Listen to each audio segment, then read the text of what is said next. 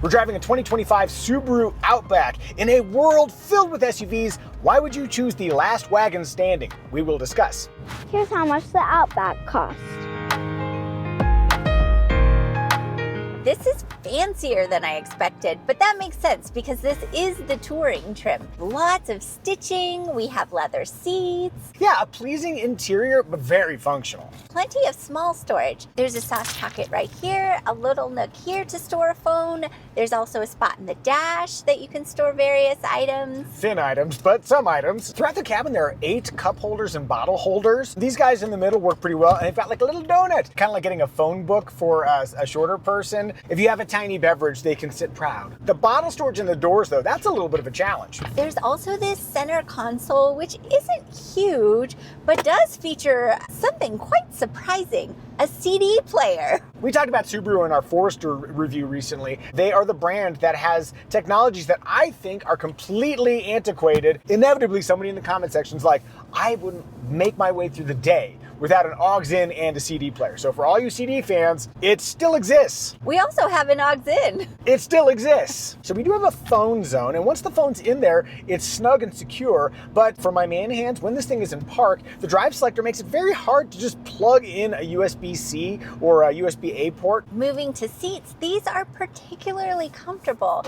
and they strike a nice balance between holding you in place and being roomy enough. Meanwhile, for my body type, I am finding some pressure here thanks to these upper shoulder slot zones. That said, behind my preferred front seat position, rear seat comfort is excellent. Oh, and kiddo, how do you find sitting in that middle position? It's actually pretty easy, unlike some other cars.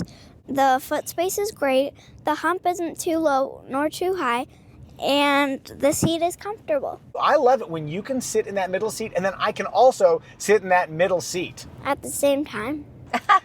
Yeah, we'll have to start stacking Muzios to make that happen. You sit at the bottom, Mommy will sit in the middle, and I, the child one, gets to sit at the top. Thematically, that makes perfect sense because that feels very Whoville, and that is exactly what your hair looks like today.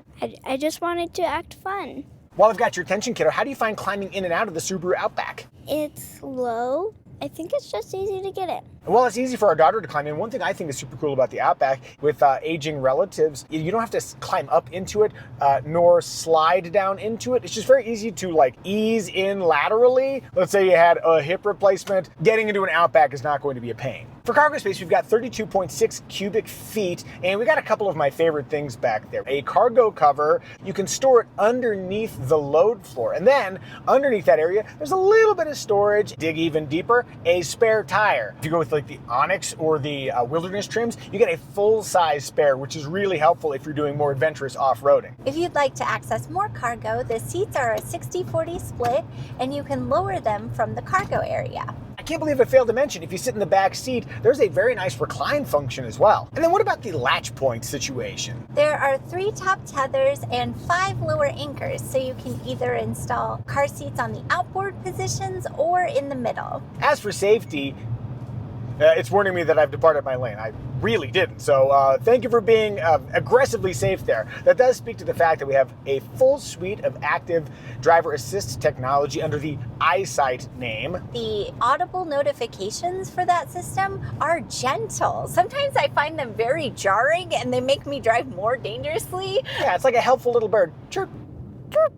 We also have 8 airbags in here, and then the NHTSA rated the Subaru Outback 5 stars overall. And then for 2024, which will also carry over to 2025, the IIHS named this a top safety pick. Family, what do we think? Is the Subaru Outback family friendly? Family friendly. Family friendly. Yeah, family friendly. Rear window test.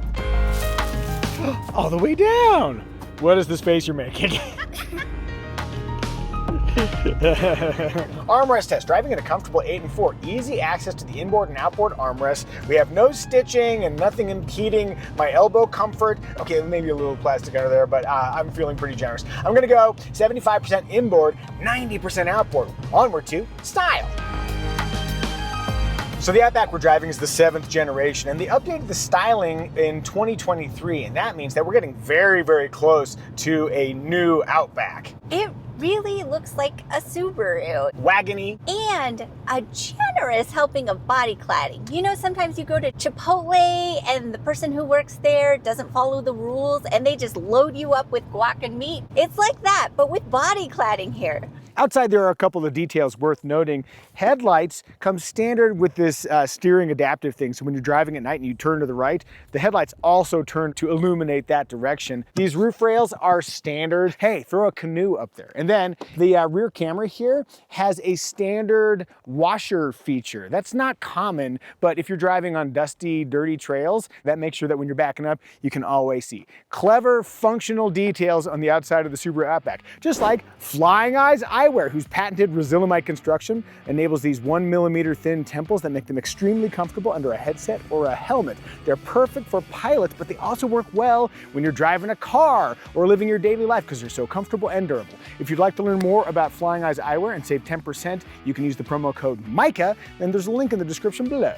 One last little bit of styling praise. I was looking on the configurator. I couldn't find a paint that cost extra. Choose whichever one you want and we're not gonna charge you more. I wouldn't say we love the way the Subaru Outback looks, but we appreciate it for what it is. But what do you think? Do you like the Subaru Outback or do you dislike it? Tell us in the comments. Also, thank you! We're working with a full DJI setup, and that is thanks to the people who are members to our channel.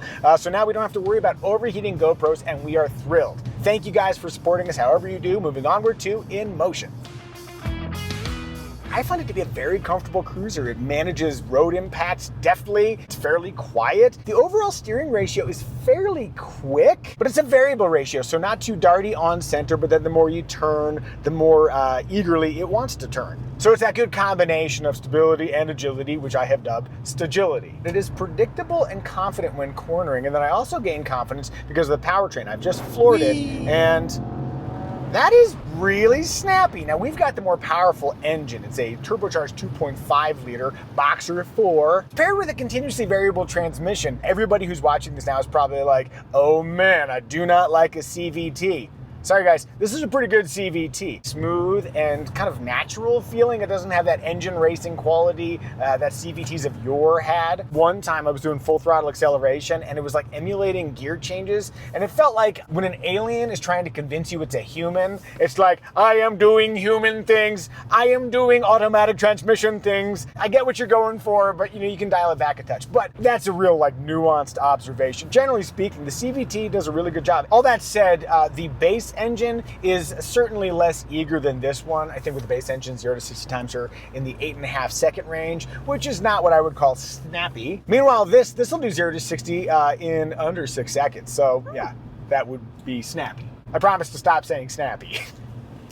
If I come to a complete stop, auto engine start stop is on. When the engine reactivates, there's a pretty notable surge through the drive lines. That was actually one of the more elegant restarts. I've had it where you're just sort of sitting there and it's just like, dunk. So that could be a little smoother. If you'd like to engage in the farce that this thing has an automatic transmission, we have standard paddle shifters, so you can go to preset ratios. Look at me, I'm in 2. I would love to see the data on what percentage of Subaru Outback drivers ever use these things. Maybe for downhill, if you want to have a little engine braking or something, that might come in handy. Further enhancing your ability to control the Outback's nature is X mode. That is an off-road mode. Basically, it's trying to limit tire spin, and it alters how the all-wheel drive system works. For some quick notes on driving the Outback off-road, I go to me. Real quick observation driving off-road. I think ride quality is pretty good. We did have one moment where we were going up a little bit of a hill. This is where having open differentials, where you modulate a spinning tire with brakes, can be a liability. We had a lot of tire spin and then a lot of braking to try and stop that spinning, and consequently we had a fair bit of brake smoke. Kiddo didn't like the odor. You'll never guess what it smelled like. Moving on, for light trail work, the Outback makes sense, but for more aggressive off-roading, there are better choices. Thanks, Mike. A really good job talking about off-road, although you didn't mention ground clearance, which is a standard 8.7 inches. That's a pretty good number, and it's even more if you go to like the wilderness trim. That's what I think about driving the Outback. What does Sweetie think?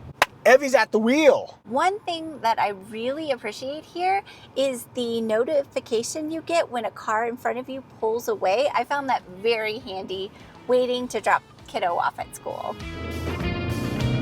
Ooh. Was that a good ooh? Yes, I appreciate the amount of power here. How do you find steering this thing around our mountain community? The entire experience of driving this is reassuring. It just does what I need it to. How does this sit for you size-wise? This is a great size. It's big enough for our small family, but I'm not intimidated driving through parking lots. I feel like I need to say a third thing, but I don't know what it is. Sweetie, we gotta follow the rule of threes. If a Brontosaurus had its tail out and there was a limbo competition among the many cars, the Subaru Outback would probably win. Great! Rule of threes. What are your thoughts about visibility? Oh, visibility is great. Look at those tiny pillars. Pillar thickness is oftentimes a giveaway for how old a vehicle is. These are very thin pillars, though this is getting older in its life cycle, so maybe my tale does hold true. But yeah, visibility around, it seems great in all directions. Yes. If we were in the market for the Wagon, it's the only wagon you can buy, are there any game killers that would keep you from driving a Subaru Outback? No game killers here. Brilliant. I'm getting back in the driver's seat. Moving onward to remarks.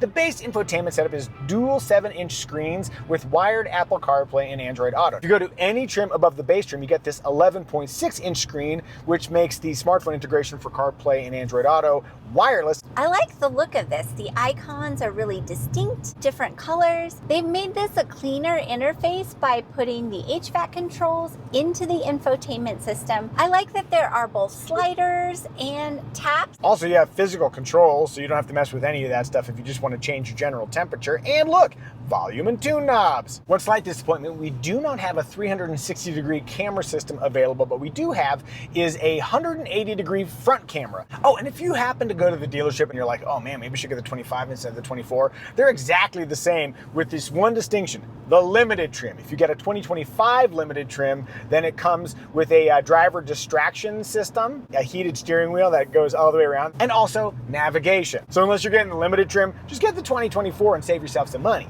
Then again, that does have some implications on resale value. I'm not you. Make the best decision you can make. Now going back to a question we asked in the very beginning of the video, in a world dominated by SUVs, why would you choose the last mainstream wagon that exists? And now, but what about luxury brands? Thank you for screaming on behalf of the comment section. Wait a second, you can get an Audi RS6 with the Yes, you can. I said mainstream. The answer is SUV-like functionality and a car-like ride. Cool.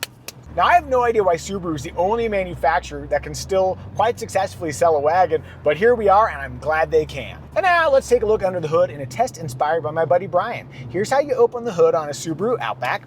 There's where you check the oil, there's where you add oil, and here's where you can add washer fluid. And if you want to know what the Subaru Outback's horn sounds like, all right, let's talk engine choices. The base engine is a 2.5-liter horizontally opposed 4-cylinder engine. Then there's the turbocharged rendition of that engine that we've been driving.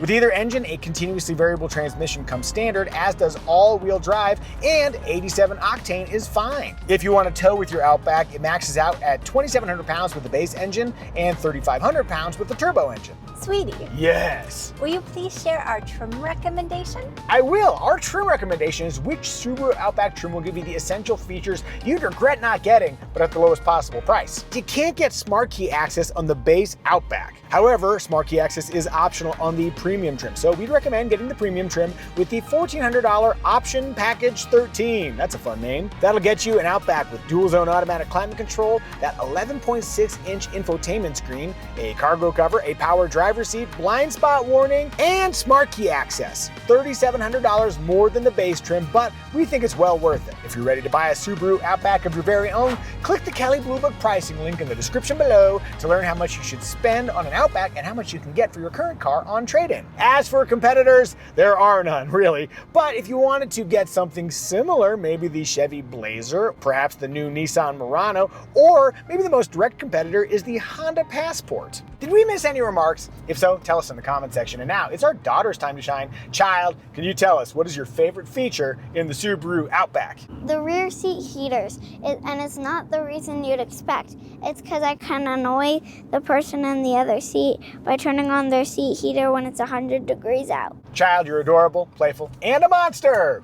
There's no real workable segue from you calling your child a monster. No, but maybe she's like one of those fun classic ones, like, you know, like a mummy or like a Frankenstein or something. Or a cookie monster. Family, I think we've done a good job kind of going off the rails at the end there, but also reviewing the Subaru Outback. May I have a 5? and a 5, and you come get your high five. Bammo! And now please enjoy our AI-generated Subaru Outback Synopsis Song. It's the last one